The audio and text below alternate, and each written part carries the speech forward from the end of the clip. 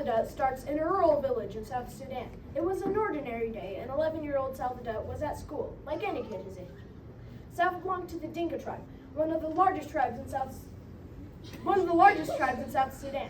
And while I say South Sudan, at this point in time, it was only Sudan. South Sudan is the newest country in Africa, and in the world for that matter, being only around 15 years old. Anyways, back to the story. Salva's teacher was going on and on about his lesson when all of a sudden, snap! Then silence. The class thought nothing of it, so the teacher continued on with his lesson. But then less than a minute later, crack, and then more. It was gunfire. All the students ducked, hands over their heads, including Salva. The sounds continued, mixed with the screams of the people outside. Then, go, go, go! Salva's teacher was screaming, so all the students ran, away from their village, away from the school. And there were soldiers in there, shooting everyone they saw. Bomber planes were flying overhead, releasing bombs and smoke. It was horrible. As for Salva, he had started running. He ran and ran until he couldn't run anymore. But he didn't stop moving, so he walked and walked and walked. Others were walking with him. Some had been injured and nearly killed, but they couldn't stop walking. They just had to rub some dirt into the wound. And I know what you're all thinking. What caused this? Why did the soldiers attack in the first place? Well, the Second Sudanese Civil War had been raging on for a while now, and it had just reached Salva's village. This war was between the north and south ends of Sudan, when it was just one country.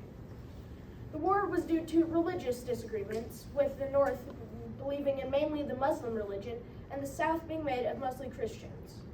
Remember this, it will be important later. As Salva walked, more and more people joined the group, and eventually it had gotten so large that he started to run, and somehow ran for miles and miles without stopping. He would still only be in the middle of the group. And if I were to describe to you this whole journey, we would be here for a while. So I think I'm going to skip ahead in time a bit. So, eventually, after years and years of walking, Salva finally made it to a refugee camp in Kenya. And he wasn't just a small boy anymore. He had grown to be 22 years old, and he spent most of his life just walking. That sounds like a miserable way to spend one's life. But despite all this, and despite the extremely low odds, Salva just so happened to be one of only a couple thousand refugees picked to be taken to America as a political refugee. This was amazing news. After most of his life just suffering, he was finally going to be safe here in America. And when he made it to America, he was surrounded by experiences that he had never even heard of. It was amazing. He was taken in by a family who cared for him, and he was so grateful. And one day, while he was enjoying his new life, he got some news that would change his life forever. Again, Salva's dad, who he had thought had died in the conflict, was alive, and he was back in South Sudan. Salva knew he had to go see his father, so he started saving up money for a flight to go see him. And despite flights costing thousands of dollars, he was able to save up enough to go see his father again. And flying out there, he was buzzing with emotions of joy and surprise and a bit of nervousness. And when he finally got to see his father again, it was amazing, but also devastating. You see, Salva's father was really sick, and this sickness could kill him if left untreated. And what caused this sickness? It may surprise you to hear it was actually from the water that his dad was drinking. Salva was crushed, but he hadn't gone all that way just to find out that his dad was going to die. He would do something about this. He knew he would. But more on that later. For now, I have a question. Raise of hands, how many of you drink river water in your day-to-day lives? See, nobody. But why is this? It's an obvious question.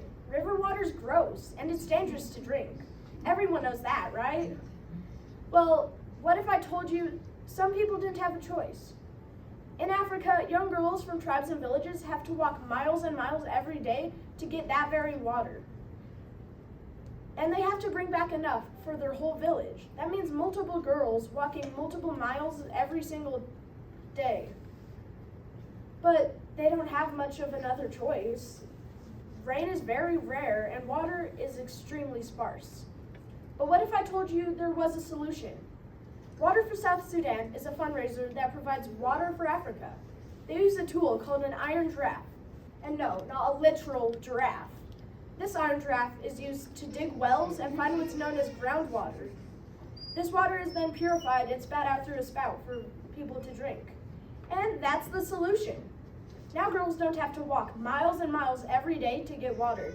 And now there's not much risk of catching any diseases. And remember Salvador from earlier? He's actually the one who started Water for South Sudan. After the event with his dad, he started saving up money to dig his first well in his dad's village.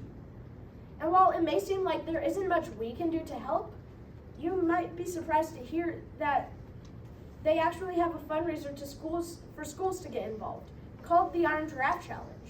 Cleverly named after the tool in which is used to get the water, the Iron Giraffe Challenge is a challenge where schools who choose to participate fundraise money to support Water for South Sudan.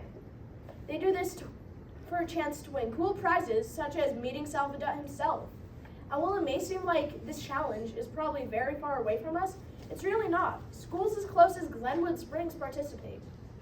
So even if we can't personally help, our community is actively putting an effort to support the building of wells in South Sudan. But what exactly caused those water problems in the first place? I will tell you, but to do so, we have to go back to the late 1800s. The British had just conquered Egypt. And Egypt, home of the Nile River. This river spans downward nearly 4,000 miles from the Mediterranean Sea and is the biggest river in the world, as I'm sure a lot of you know.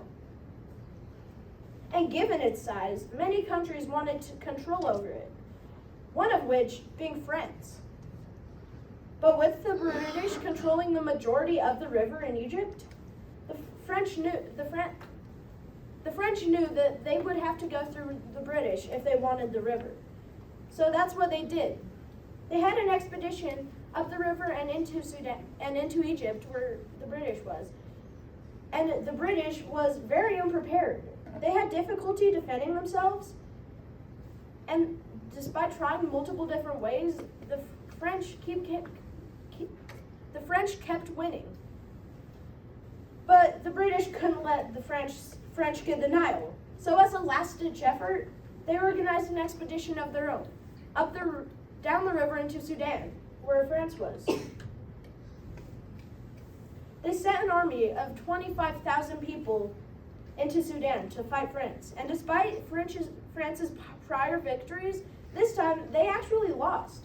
The battle was difficult for both sides, but in the end, Britain was victorious. But how does this tie into the water crisis? Well, the simple answer is it doesn't, or at least not in the way you think.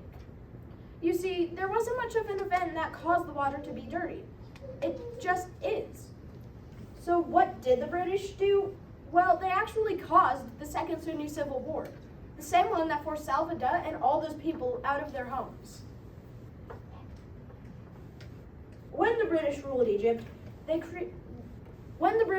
Sudan, they created fault lines within it between the north and south.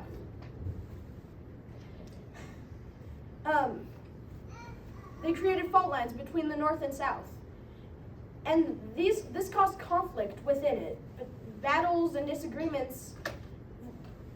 And when they did eventually leave Sudan, the battles and fights just got worse. With no one to watch over them, it sparked into an all-out war. This war was devastating and claimed the lives of nearly 150,000 people. And while it did eventually end after 17 years, only a few years after, the Second Sudanese Civil War started. And this one was more devastating, had much more drastic effects, and is the one that caused Salva and all those people to leave their homes. So even if the war didn't cause the water to be dirty, it did cause a bunch of awful events that eventually ended up leading to the solution instead. It's weird to say, but it's true. So maybe without it, Salvador would have never left his village, Water for South Sudan would never have been created, and South Sudan may not even have become a country. Thank you.